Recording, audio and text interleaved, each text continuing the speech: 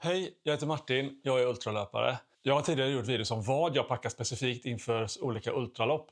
Men det här är inte en sån video, utan det här är mer en generell video om hur jag packar och hur jag kommer från det här kaoset till en färdigpackad väska redo för start. Och det hela börjar här på mobilen med en lista med allt jag kan tänkas behöva packa till ett ultralopp. Det är inte en lista specifikt för ett enskilt lopp, utan allt jag kan tänkas behöva packa till vilket ultralopp som helst. Så här finns punkter såsom löparkläder, byxor, tights, löparjacka, löparväst, t-shirt, trailskor, sockar och kalsonger. Sen utifrån den checklistan så tar jag beslut om exakt vad jag behöver för varje lopp. Och då tar jag även hjälp av min raceplan som jag gjort på datorn. Och jag tänkte vi ska gå igenom de 7 P:na. Prior proper planning prevents piss poor performance. Eller på ren svenska, skit in, skit ut. Så det är till att förbereda sig ordentligt för att det inte ska gå skit på racedagen. Så jag börjar med att ta fram allting jag kan tänkas vilja ha och lägga det på ett bord. Och sen börjar jag successivt plocka bort saker som är onödiga. Jag har ofta tagit fram alldeles för mycket. Men jag lägger även till saker om det är någonting jag kom på att jag har glömt. Och efterhand som jag planerar loppet noggrannare med vilken näring jag ska ta och vilka skor jag ska ha och vilka kläder jag ska ha. Och efterhand som väderprognosen blir bättre och bättre så får jag mer en stadig bild av hur jag ska packa. Och efterhand så kollar jag även på min lista på mobilen. Och sen när det är dags att packa ner grejerna, då tar jag fram olika ziplock-påsar. Det finns att köpa på massa olika ställen. De här är från Ikea, finns i flera olika storlekar. Jag har även från GKs, det finns på Clas Ohlson eller i din vanliga matvarubutik. Jag har även sådana här mindre påsar som jag beställt från Amazon. 80x120 och 100x100 tror jag de är, som jag beställt bara i 100-pack. Och de har jag till exempel för små grejer. Det är så som i det här fallet jag har lite salttabletter och vätskeersättning. Det man kan tänka på med ziplockpåsar, framförallt de från Ikea, är att om de har en sån här svetsad söm så kan det lätt gå sönder i de svetsade sömmarna. Då kan man med fördel använda silvertejp att stärka upp dem med. Så jag satt lite silvertejp runt kanterna bara där de har en tendens till att gå sönder för att förstärka upp dem. Det bästa sättet att packa kläder som jag hittat, det är att rulla dem i vad jag ibland har hört kallas för militärrullning. Jag vet inte om det verkligen används av militären, men det är något som jag använder hela tiden. Det är ett smidigt sätt att packa kläderna på ett kompakt sätt och lätt att få ner i väskan och lätt att hålla ordning på. Det jag gör då är att jag tar en t-shirt till exempel på det här sättet. Jag viker upp en del av den nedersta och skapar ett veck på det här sättet. Sen viker jag in sidorna så jag får en smidig sån, och så ser jag till att inte ha några skrynklor på det. Och sen rullar jag helt enkelt plagget så här. Och sen viker jag över den ihopvikta delen. Och då får man en liten kompakt rulle på det här sättet. Och den är lätt att packa ner i en ziplock-påse. Och man får upp påsen. Så jag försöker få ut all luft ur påsen. Stänger igen ziplocken. Och på så sätt så har jag en smidig påse att packa ner i väskan. Om jag har flera plagg som hänger ihop så kan man antingen göra dem i separata rullar eller packa ihop dem i en rulle. Till exempel i det här fallet när jag har t-shirt, kalsonger och sockar som ska packas ner. Då lägger jag kalsongerna här uppe. Jag lägger undan sockarna så länge. Jag viker in t-shirten. Och det jag gör nu är att jag tar sockarna och rider ut dem. Sockar är alltid tacksamt just för man kan göra så här. Så lägger jag sockarna så med en liten bit som sticker ut. Och sen rullar jag så tajt jag bara kan. Undviker att det skrynklar sig. Och sen tar jag sockändarna och drar över dem på det här sättet. Har du då kompakta lite kompressionsstrumpor som jag gärna har, då kommer strumporna dessutom att trycka ihop hela paketet lite. Och här har jag kalsonger, sockar och en t-shirt nedpackat i ett smidigt format. Även det är lätt att trycka ner en ziplock-påse och sen stoppa i sin dropbag eller i löparvästen om man behöver ha med sig det. Det här tipset använder jag inte bara i löpning faktiskt, utan ska man övernatta någonstans är det ofta man bara behöver ha med sig ett par kalsonger, sockar och en t-shirt. Då kan man packa ihop det i en sån smidig rulle. Lätt att packa ner i en väska och den rullas inte upp och det blandas inte med det andra man har med sig. Väldigt smidigt sätt att packa.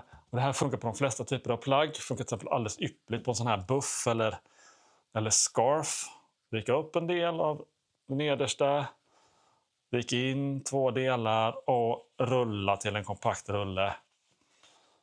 Smidigt om du behöver ha en extra buff med dig i någon ficka. Lätt att trycka ner i en ficka. Den går inte upp av sig själv och den drar inte med sig en massa andra saker. Och den tar minimalt med plats. Efter jag lagt i ziplock-påsar så använder jag frystejp och en penna för att märka upp vad jag har i påsarna. Även om påsarna är genomskinliga och man kan se vad som är i, så är det mycket lättare med en tydlig text. För det är inte alltid så lätt att tolka ut från en hårt packad påse vad som är i den. Och framförallt när man packar upp flera saker i samma påse kan det vara bra att ha en markering på hur man har tänkt och vad de är till för.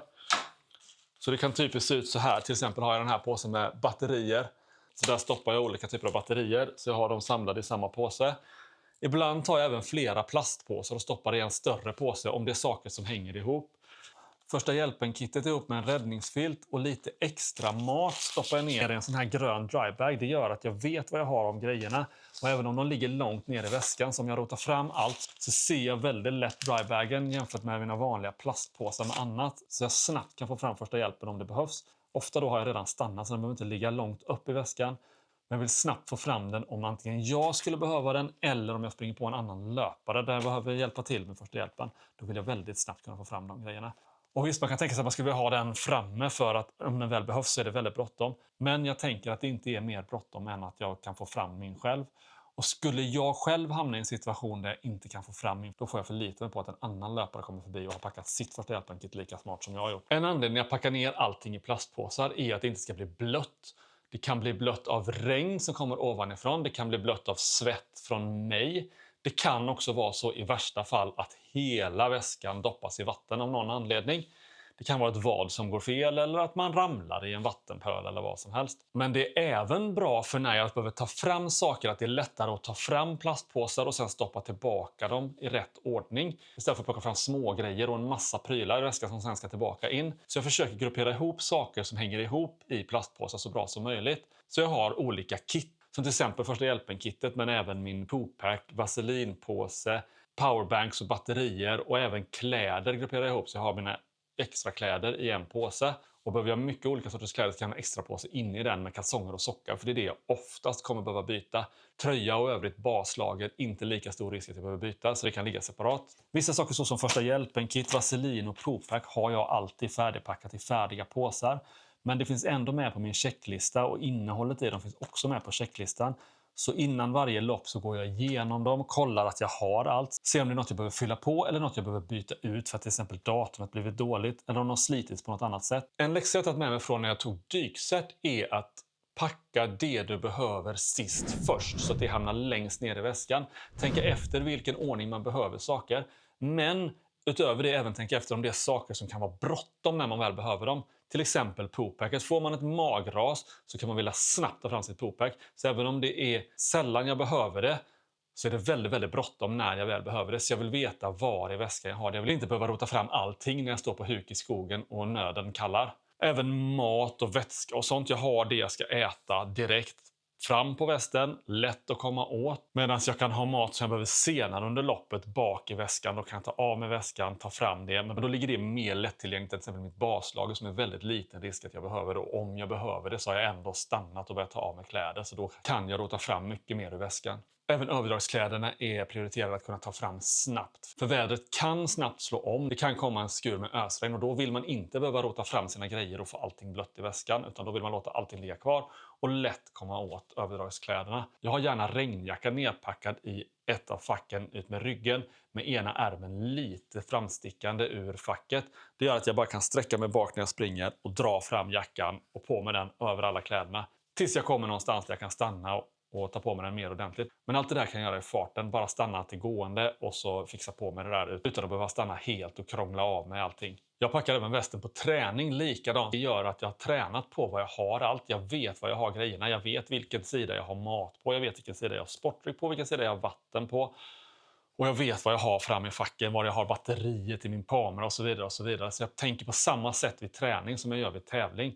Och det underlättar jättemycket för på tävlingen vill man kunna gå på autopilot och bara fokusera på loppet. Och man kommer inte alltid kunna tänka så mycket. Så den mat jag ska äta den närmaste sträckan den ligger här framme. Den är lättillgänglig. Det är bara att ta fram och äta och äta och äta. Det ska inte behöva vara krångligt att ta fram mat. Sen har jag ytterligare mat tillgänglig någonstans på ryggen så jag kan dra fram det. Jag har även planerat vad jag ska göra på aidstationen. Så när jag kommer till en aidstation så är det redan förberett. Och jag kan då börja ta fram saker ur västen innan. Jag kan ta loss mina flaskor. Jag kan leta upp mina påsar med sportdryck som jag ska blanda. Men jag ska blanda det och så vidare. Och det här finns som en del av min raceplan. Och jag har ett litet racecard där jag har förberett sådana saker så jag vet precis vad jag ska ha när jag kommer in till en aidstation. Och det här är ju ännu viktigare om en aidstation innehåller en dropbag. Och jag tänker likadant när jag packar dropbagen. Allting är plastpåsar och lätt att ta fram. Och det som är mest troligt att jag behöver, det ligger överst. Det finns ju saker jag vet att jag kommer behöva direkt när jag kommer in till dropbagen och de ligger överst att bara ta fram. Det finns saker som jag troligtvis inte kommer använda och de ligger packade längst ner i botten. Så som till exempel skor. Jag byter sällan skor men det är ganska ofta har jag med mig ett par extra skor för att kunna byta vid dropbagen om jag skulle få problem med skorna jag har på mig. Men då ligger de längst ner och troligtvis kommer jag inte röra dem alls. Och allra överst i min dropbag så ligger den här, en checklista för dropbagen. Där jag har skrivit ner saker att göra, jag har skrivit ner saker att fundera på och jag har skrivit upp saker att göra innan jag ger mig iväg. Så att jag har en tydlig checklista att när jag kommer in till aidstationen, tar fram min dropbag, så ska alla de här översta sakerna göras. Jag ska fundera på de andra sakerna om det är någonting jag behöver göra eller inte. Och sen det sista jag gör innan jag ger mig iväg, det är att kolla på de sista innan jag ger mig iväg sakerna och se att jag har fått med mig det jag ska få med mig. Det är väldigt lätt att springa iväg från en dropbag och ha glömt någonting. Ett bonustips är att om man har sådana här tuber, som till exempel den här sportslick-tuben, om man vill ha med sig något sånt, så är ofta de här svetsningarna har en ganska vassa hörn. Man har redan fixat till de här hörnen. Men det jag gör då är att ta en liten sax, klippa till dem lite så de blir lite rundade och sen ta en nagelfil och bara fila bort det värsta. Då är det mycket mindre risk att man tar sönder plastpåsen när man stoppar ner det i plastpåsar. Bara ett litet bonustips. Det gäller andra skarpa kanter med. Försöka få bort dem. Några dagar innan loppet så kör jag ett genrep där jag packar väskan med allt jag ska ha med mig. Och jag tar på mig de kläder jag tänkt ha på loppet. Och detta är dels för att se att alla grejerna är hela och fungerar. Och att jag kan bära den packning jag tänkt ha med mig. Känna på hur tung den är. Jag stämmer även av mot min checklista så att jag har allt. Jag kollar igenom mandatory equipment så att allt är med. Jag känner efter så att utrustningen sitter bra. Jag känner efter så att jag inte får skav någonstans eller någonting som gör ont. Jag ser till att studsa lite med den och röra mig med den och gå runt lite i den och se att det känns bra. Allting känns som det ska. Det här är utrustning jag har haft på många lopp tidigare och många träningar. Det är inget nytt på tävling. Den regeln gäller ju alltid. Så jag vet ju att grejerna sitter och som de ska. Men ändå när man har packat, det kan vara någonting som trycker till någonstans. Så man tänker om lite vad man ska ha det eller se till att justera det. Och är det något som skaver kanske man behöver smörja sig eller ta lite tejp någonstans och känna efter. För även om det bara klämmer lite nu när jag står här hemma så kommer det kunna bli ett stort problem under loppet. Jag kollar även alla dragkedjor på väskan så de går att öppna och stänga. De kan kärva lite om man har haft grejerna liggande ett tag eller om man har svettats mycket när man tränar så blir det mycket saltavlagringar och då får man se till att fixa det innan så man inte får problem med det på loppet. Jag gör även så att godis och mat jag ska ha med mig packar jag ner i ziplockpåsar även om det kommer i färdiga packpåsar. Det kan tyckas lite slösigt men det är för att jag ska kunna stänga dem igen efter jag ätit och för att det inte ska komma in fukt och vatten inte ska förstöra maten eller godiset. Det är även nu dags att provpacka sin dropbag och kolla vad man ska ha för kärl att ha dropbagen i. Ibland finns det ju regler som säger vilka dropbags man får ha eller hur stora de får vara. Till exempel på UTMB-lopp som Kullamannen så är det en sån här gympapåse som gäller. Den får man innan starten och den kan man fylla och allt man får plats med i den gills som dropbag. Men om man inte får någon dropbag, och det får man oftast inte, så kan man använda någon väska eller ryggsäck eller påse man har hemma. Eller en sån här plastback. Finns att köpa på till exempel Clas Ohlson. Och det är en smidig dropbag, dels för att du ser igenom den och ser vad du har i den. Men även för att den är lätt att organisera i. Du behöver inte riva ut allt för att komma åt det som ligger i den. Jag märker alltid upp min dropbag med namn och telefonnummer. Även startnummer brukar de vilja ha på loppen att man märker upp det med. Men det får man oftast lappar och klistra på. När jag provpackar dropbagen så funderar jag även på hur mycket jag egentligen behöver. Ju mindre jag kan ha med i dropbagen desto bättre. Och jag ser även till att anpassa kärlet till ett så litet kärl som möjligt. Ofta finns det regler för loppen hur stora kärl man får ha. Men jag försöker inte maximera det och visa lite hänsyn till racearrangören som också ska frakta alla de här dropbagarna. Om alla maximerar så blir det jobbigt för dem. Just nu håller jag på att packa inför Gotaleden Trail Ultra 75 km. Men när den här filmen kommer ut så gick loppet igår. Så för att se hur det gick för mig på det loppet och mina andra lopp och följa med på mina träningar och förberedelser framöver, så se till att prenumerera på den här kanalen för det kommer inom kort en racevideo från Gotaleden Trail Run 75 och det kan nog vara riktigt spännande. Gilla om du vill se mer sånt här innehåll om mina förberedelser och om det är något specifikt du vill se om hur jag förbereder mig så lämna gärna en kommentar här nedanför. Nu ska jag ta och packa färdigt inför Gotaleden så ses vi i nästa. Hej då!